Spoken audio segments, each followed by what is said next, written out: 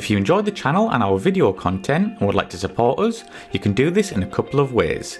You can sign up to our Patreon site, which is a monthly subscription to one of our 4 tiers, each giving you something different from early access interviews up to exclusive unseen footage. There's also the option of a one-off donation via PayPal, which allows you the option to donate an amount of your choice. Both options really help to keep this channel going and to continue putting out regular content for you good folk. So please take a look at aircrewinterview.tv/donate, and I thank you in advance. Thank you and enjoy.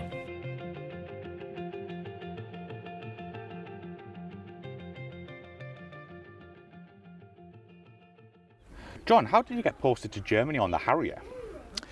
Well, as you know from the previous occasion that we spoke, I was on number 1 squadron, and I did a 3-year tour with them, and then most people did 2 tours at least, so it was a natural progression. The other thing about it was that I'd been on 1 squadron.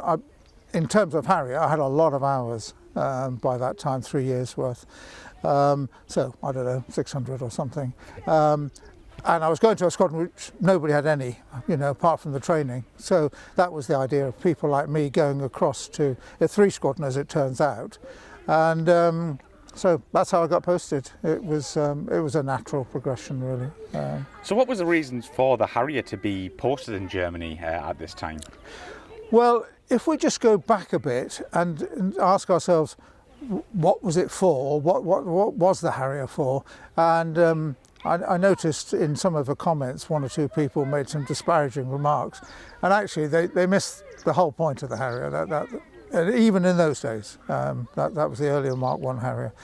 And the idea was that airfields were liable to be bombed. Now that didn't matter to a Harrier to some extent, because so it had a short takeoff, so what? It wouldn't make any difference whatsoever. But of course, if you bombed it, or in its hazard, they didn't have hazards, that was the big point, but they had revetments and things like that.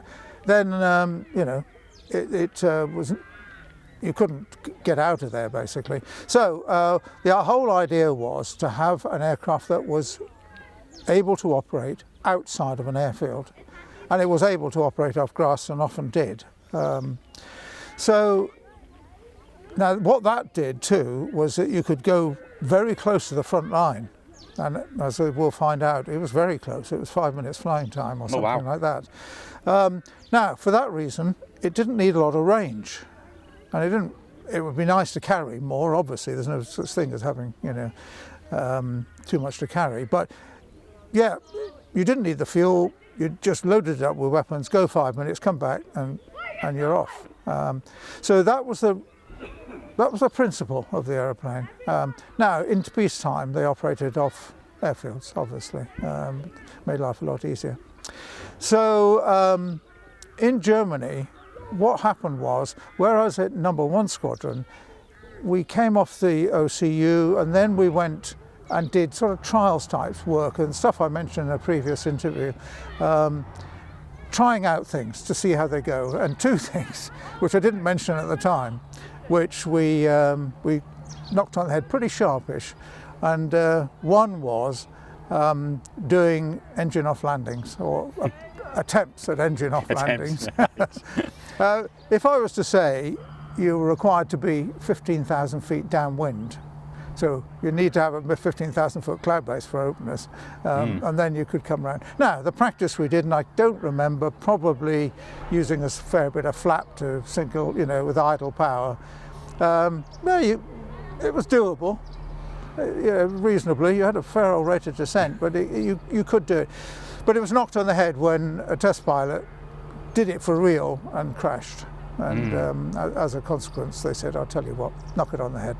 And that was the end of it. You just rejected. And the second thing was, again, seems odd now standing here in this sort of very safety conscious environment these days. One of the things we did do, and I went with the boss on the very first one, was to do pairs landings in fields. And that was okay. You could do it, But when we looked at the pictures and saw how difficult it was to have an airplane half wing-borne, half jet-borne flight formating on another airplane, they said, "I tell you what, knock it on the head. We'll leave it at that." So that was that one out of the way. So, and that went the same as formation hovering. Right. Yeah. So that we operated bits of this sort of stuff, Harrier stuff, Harrier, and we didn't do what it was actually meant to do particularly. And when we did deploy, we didn't deploy out into the field. We deployed to Norway, northern Norway. All right. Now we still went into tents and things like that. Well, one notable occasion at -20 overnight in Bardufoss, and all the locals came out and took photographs of these crazy Brits in tents in this terrible weather when the officers' mess was open and heated. Anyway, yeah. So, but by the time we got to Germany, then this started to work fully. So everybody did their work up, and then we started going out into the field. And instead of being a single squadron going out, all 3 squadrons would go together. Okay, so all 3 would go together. All of the 3 had 2 sites, and it was negotiated, how I don't know because I didn't organise it, that tanks from the Brits, the Germans and the US, when they were doing their manoeuvres, we would do this as well, so that we had targets to go to, and a war going on somewhere. And one of those 3 would be designated as the enemy, and you know, that's important, because you've got to be able to look at a tank and say straight away, that's the good guy and not the bad guy. Yeah. And actually we did a lot of work on this, so we were pretty good at it. We didn't want the old blue on blue business. Absolutely not. No. So the idea was you'd take off on the strip with the weapons on board, and then the weapons will have gone, and you come back and land on the square pad. And the way that worked, the square pad, by the way, was quite small, and you couldn't actually see it until you were virtually on top of it. Oh, wow. No. So what they had was, in front, they would have a marker somehow, and in this case on trees probably, and then onto the side there was a marker. And you just came in on that marker and that marker blind, and you just started letting down. So, and then eventually, when you're about 30 feet, you just see the edge of it. Wow. So, and then and the whole thing, as we discussed previously, is you don't do these things slowly because of ingestion. If you come down slowly, you can get the ingestion in the air, engine bangs, all very unpleasant. So you do come down and you put it smartly down. So that's how that worked. And then one of the sites I was on, just to give you a flavour of it, yes, it had the strip, yes, it had the square, but it was in a col in a wood like that, and you couldn't see that at all. You couldn't see the site, and don't forget, all the aircraft are camouflaged in a camouflage revetments, not revetments, into hides, and and that netting was anti-IR, so that helped a bit for anybody trying to find you. And then you operated out of there. We did 6 flights a day, each site. Wow. Now, that was half hour up, half an hour on the ground, half an hour up, half an hour on the ground. And that's how it went. So by the morning it was all finished, because you started at the crack of dawn. Yeah. Now, so in that site, you took everything. Food, weapons, fuel. You took the RAF regiment who would protect you. You took every single thing you could think of that you needed to go, and we went out for 2 weeks on this. The weapons carried, in peacetime we wouldn't have all these weapons, but what they did was the SNEB rocket cans, that's 22 rockets per can, and we carried 4 of them. And don't say it, cluster bombs. Yeah, of course, in those days you could still have cluster bombs. Very good for tanks, very good. Nasty weapon though. Nasty weapon for, you know, and unpleasant for people, but for tanks it was great, because you attack them from the top, which is just what you wanted. Yeah. So those are the weapons. So you take off. You didn't need to take off. We only carried internal fuel. Harriers, not a lot. So what, as I said, six sorties per day. I'm trying to dredge my memory here. It was either 3 or 4 aircraft per site that were there, and you'd be sitting in your cockpit. You'd be tasked by somebody in the control, which was right there. It was all part of the deal. Tasking done by the army, a lot of it. Okay. Come and help us, just as you would for real. And you'd sit in there, take the briefing, take off, and off you'd go. Now, the thing about that was, it was 5 minutes, and once you'd done your first one, you were pretty familiar with the area. You weren't going to a new area, and you weren't looking for. You knew where they all were and where everything was, because tanks don't move fast in half an hour. They don't go very far. Yeah. And so, what you could do, you could afford to, rather than sit up and be looking around, you can afford to keep down. Mm-hmm. It tends to be hills and then back on the other side, and so you can pull up over the hill and you know pretty much where everything is. Yeah. You attack them and then come back and land. And in the real world, vertical land, taxi into the little covered area, and then they'd rearm you and refuel you, all in half an hour. Fuck. Do it again, do it again, do it again. So you can see, you can bring a lot of firepower to bear. In those days, I mean, nobody carries, huge tons of bombs anymore in those days. And you could put a lot of ammo down, and it was the right weapons too. Those 2 weapons for tanks were great. And you could just keep saturating it. And don't forget, there are 3 sites running with all these airplanes. So it worked. That's what I'm trying to get to. It worked as it's supposed to work. And we did a lot of, well, I'd say a lot, once every 9 months or something. Okay, we'd do one of these. It's a big logistics exercise, huge. Yeah, I can imagine. And did you fly with any other European nations? No, we didn't. I've got to be honest. But what we did do was work with the army quite a lot, and because they were all so close, they were all part of this deal. So we quite often got visits from the army because they knew we were there, and we got chatting to them and so on. And like on one occasion, they said, "Oh well, pop round to our area, and we said, well, we're not really dressed for that. You're just flying suits." "Ah, don't worry about it." Well, there's a huge tent. It's a different world. All the silver was out, all on tables, and everybody was having quiet drinks. There was ours or something, some posh regiment. Yeah. And good on them. So I want to know, what was the living arrangements like for crews and everyone who was based there? Was it literally tents? Tents, absolutely. How comfortable was that?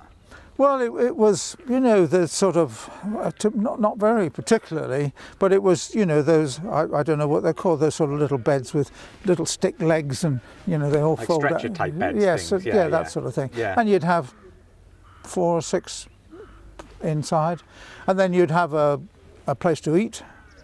And don't forget, it's not just pilots. There's all the ground crew there, and they have to demonstrate that they can change an engine under those conditions, which is not easy. I can imagine. It wasn't something that just dropped out and you just put it back up again. It had to go from the top. Mm-hmm. And one of the most frightening things I've ever seen, by the way, was when they were doing this one day. One of the guys who was doing it said, "Do you want to see what holds this wing on?" And I went, yeah, why not? Go on then. 4 tiny bolts. What? Really? And that's all it was. Yeah. Wow. It was amazing. But they could take it out and put it back in. And it took a while, obviously. Yeah. But they had to demonstrate it. Yeah, and I mean, did you all get on along perfectly well? Because obviously, I'm guessing you didn't go off base, as it were. Oh no, we're in the field the whole time. Right. Yeah. No. It was just very muddy, very dirty. No showers, as I recall. I don't remember them anyway. No drink, which is good. So it was dry. It was an exercise period, and you went and did it, and that was it. And it proved the concept, and it was great. What about entertainment for you all? What No. Nothing? No, because the whole thing was tied up in the exercise. So you just focused on that? Yeah, you focused on that. There wasn't much free time, frankly. It was just rest and eat and go and fly your airplane, rest, eat and go fly your airplane. Right. Don't forget there were 6 flights. So, you must have been kind of knackered after them. well, you were. Yeah. But it was, it was good. Just on another matter, who cares? But it was so exciting to be there. Imagine. It was like being on a carrier, but more so because everything was really close to you. And when the guys came in and hovered and landed, I mean, they weren't far away, and the din and the spectacle was just extraordinary. And as I say, you didn't see any of this. You got to know it very quickly. And you had to do what they called an IP to target run to find it. You had to find a spot and then do a heading and time precisely, and then do it from there. And you learnt very quickly where it was, because you couldn't actually see it. Right, that was the idea. Yeah, Nobody else could see it. And you couldn't actually see it, so you sort of got used to, well, those trees over there, this tree over here, so I'm in the right sort of area, and then I'm looking for this white line. So you just got used to it quite quick? Yeah. Yeah. Yeah. I was just thinking, I do remember two guys who got a bit of a wigging when they said they were having a competition to see how quickly they could land. But you had to, the whole thing's got to be done quick. You can't be faffing. And you just come in, do it. And as I say, blind to start with, and then down you go. Wow. I mean, you probably have a few, but maybe can you share some memorable stories from your time in Germany with our viewers?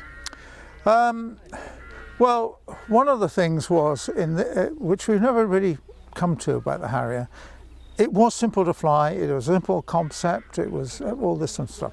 However, there was a period between 30 and 90 knots where in yaw it was unstable. Ah. Right, and the reason was that below 90 knots, the fin wasn't, the air going over the fin wasn't enough to keep the aircraft straight. So that was one thing. And then once you got below 30 knots, the issue was not a problem, so that was fine. So what happened with the Harrier, or could happen, shall we just say at 90 knots, 89 or something, you came in and you got off, you started to yaw more than you should do. And no, there isn't one here, but right in the front is a little wind vane, and that is to make sure you see it, just sitting there, and that's to make sure you keep the relative wind straight, the relative wind. So if there's a wind from over here, then the relative wind will be sort of towards it a bit. So, and you did that via this. Now, if you got it wrong, what would happen is you start to move off, and two things happen. You get what they call intake momentum drag. You've got air going into this engine more so than the blanked engine. It's probably not much, but it's enough to push against the fuselage. And at the same time, this wing, just make sure I've got this right now. That wing, the one that's going into the wind, is getting more lift than this wing, and very quickly it can do that. Very quickly. Really? Yeah. And you've got no control. Well, you have control, but it's gone in a millisecond. You only have to be a little bit out, and it killed a few people, that. Yeah. And the thing that was mostly more tricky is if you're trying to do a turn, and then it's very difficult to tell the relative wind and so on in this period. So there was that area, and the reason I say that was in this particular site, we took off, and there were trees ahead, directly ahead, but just to the right of them it was clear. So off we went, but of course we were in that horrible period just as we were going out, and it wasn't nice. It wasn't nice at all. It was very nerve-wracking because I knew how badly it can tip over very quickly. Yeah, and was that with all variants of the Harrier, or just the GR1, GR3 maybe? GR1, GR3, I'm guessing. I would think things had improved by the time they went to the 5 and 7 or whatever it was. Yeah. Yeah, I'm sure they would have done. Yeah. And possibly in any event, I'm not quite sure of the aerodynamics of it, but I gather they were more stable, the later ones with a bigger wing and so on, in any event. Mm-hmm. Maybe the tail was a bit different, I don't know. Yeah. Actually, that's one thing I regret, not ever really having a look. A friend of mine I just had a beer with the other day did a lot of the trials on the big wing Harrier, Yeah, that was interesting. Yeah, absolutely. Yeah. Well, in the early days when they did this, they realised it wasn't going anywhere. It was so slow, and it took a while to get the aerodynamics right to get it back. Because the Harrier was, excuse me, 640, I think, was the indicated airspeed. That was pretty quick, and it could do it. Yeah, absolutely. The early ones. Yeah. Yeah, so there we are. Yeah. So overall, did you enjoy your time on the Harrier in Germany? I did. Frankly, it was brilliant. It was a brilliant time being in Germany, travelling in Germany for a start. The flying was really exciting. We did the odd trial. One trial we did was a Lepus trial, and what Lepus was if you like, a rocket, or call it what you like, and the idea was that you would throw it in the target area at a certain height. Two things would happen: a parachute would come out, and the second thing is a massive bright light would come out. Now, if you had 2 or 3 aircraft do this, and 4 or 8 or whatever it was that you set off, it would light up the whole area, which meant that the Harrier, which was a day airplane, could attack underneath this at night. So that was the idea, and the way it worked was we did a trial on this night low flying in a Harrier, which was also extremely exciting. So the way it worked was that you would have 1 or 2 Harriers, and the idea was you'd go to a certain point, and the navigation was accurate enough to get to this point, and then there would be an SAS guy or somebody who would shine a light at you, and it give you certain flashes which would tell you it was the right light, bright, very bright, and that was your start point, a very accurate start point, and knew where you were. You then ran on heading and time, because the system wasn't accurate enough for that, but you had a head-up display and other things to make it really easy to do. Minute and a half, something like that, and then at that minute and a half you pulled up 30 degrees, count to 10 or something, doof, off these things would go, and then you'd leg it, because what you didn't want, because these things going off right in front of you with incredibly bright lights. And so that's how the system worked. It all seemed good, but the problem with the Lepus flare was it was very variable, and if it was cloudy, if it went into cloud, it didn't work. Or if it was a misty day, it just diffused everything and it was very confusing. So it needed everything to be just right. And the other thing what they were concerned about was that people would be coming from the dark with their eyes and then suddenly coming into this light. And although it was light and everything else, it was a sort of very bright light, and it was quite difficult to judge distances and things like that. So in the end they binned it, but it was a good idea. Brilliant stuff. And that meant we had some exciting times with the guy, by the way, I had a beer with recently doing this trial. Brilliant stuff.